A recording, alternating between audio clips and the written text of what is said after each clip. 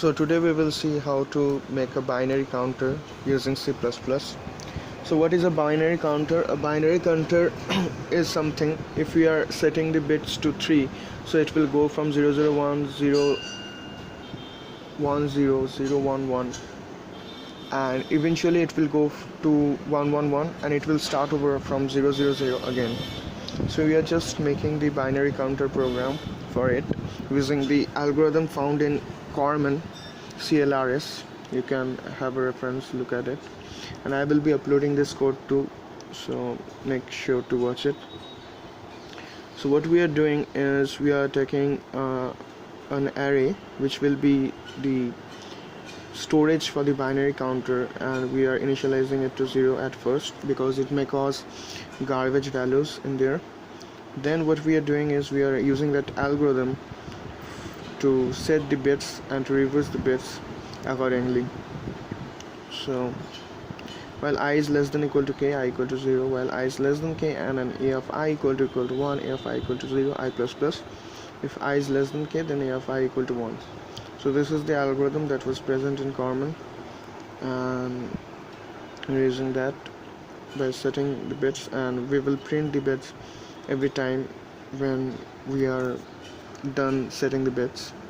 So let's run that.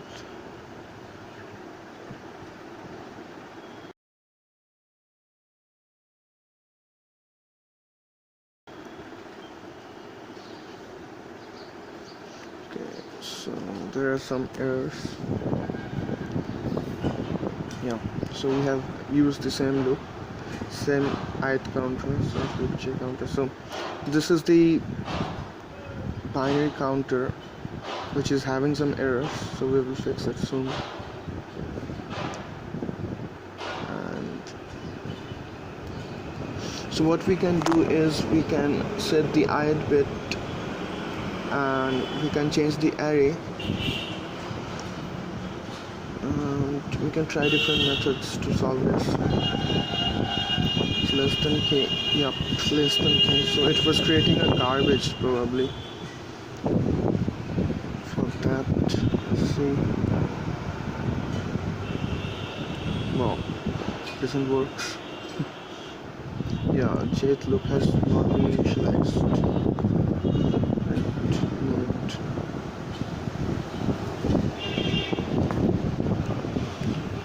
Okay.